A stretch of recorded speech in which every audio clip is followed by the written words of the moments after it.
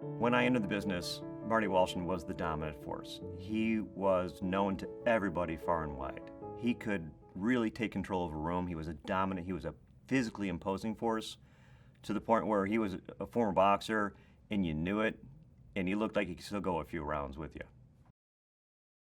As Honeywell introduced their large wholesaler program, my cousins and my brother saw that as our avenue into master distribution.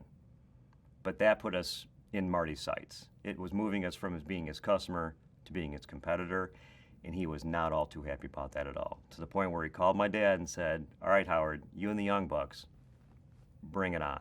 And then from there on, we had to up our game to go after him. As we became competitors with Marty, it came down to customer support, it came down to inventory. There's a story where he had a motor in stock for a customer who was picking it up at his counter, and they were haggling on price, and apparently Marty, tired of the situation, pulled out a hammer, beat the motor into oblivion, and then looked at the customer and said, there's your last motor, how do you feel now? And that just really set up how we go about our relationship with customers differently than the way he did. It's about a relationship, it's about creating a win-win situation. So when we decided to compete with Marty, we realized that we were just going to do business the way we were going to do business, and we treated our customers the way we wanted to be treated. And that really propelled us to be able to, I wouldn't say we overtook Marty, but we became very formidable competitors really rather quickly.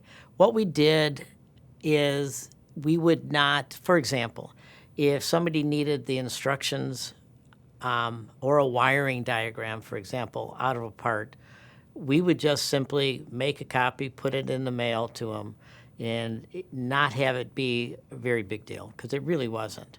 Where Marty and Iris didn't respond quite that way. So as the business was growing, you had to source a lot of your product from somebody else. So a customer would call and needed a control that we didn't have in stock. But we would either run to a competitor and bring it back and ship it to them, or we would call somebody and have it shipped direct from their facility. And people appreciated that. They liked using it because it was nondescript. Our names weren't on anything. So we had a relationship with Martin Walshin out in New York, who had been at this level of business longer than we have.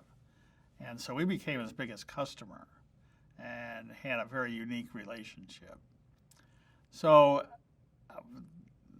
Howard and Marty became very close. They talk a lot on the phone and so on. And then when I got into the national organization, Marty wanted me on the Controls Council. It's a national organization. So I would go out and stay at their house, and I'd do the East Coast meetings with them. I kind of get the lay of the land. Because back then, the East Coast ran the industry. So spent a lot of time with them. They would come to Chicago and stay with Howard. So that's how close we became.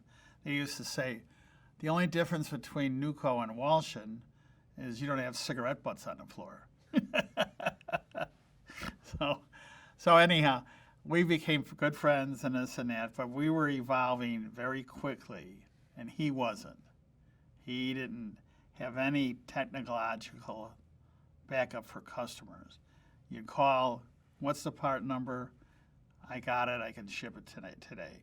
Or here's your price, that's today. That was it. Well, how does this work? Well, I don't know. You want a product, here you go. So we saw the opportunity to take it to another level, and we did. And we were growing much faster than he was. And I'd see Marty twice a year at the organization, and his wife Iris, she was a Bangkok in the business. So everybody kind of knew where this thing was going, but didn't really want to talk about it. So a lot of the guys on the East Coast were starting to buy from us. And so we had the opportunity, once we got Honeywell and a couple other good lines, where we could go out and solicit business from these people. Marty always published a discount structure. So we looked at how we were buying, and we said we could use the same structure. We don't have to undercut them. If we sell the same price, we'll outservice them.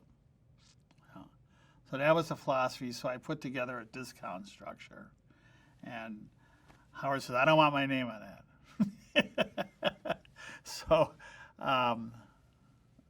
I signed it my name, and we mailed them out to customers. And within 12 hours, Marty was on the phone, raise and King with everybody. What are you doing? I'll bury you. I'll do this and that. And after the dust settled, he realized that we were going to be main competitors. So as the years went by, he was not going to change his business model. He just stayed the same and lived a nice life. But the industry needed more technology, more service, and a lot of knowledge was needed to sell these parts. So we evolved and he didn't.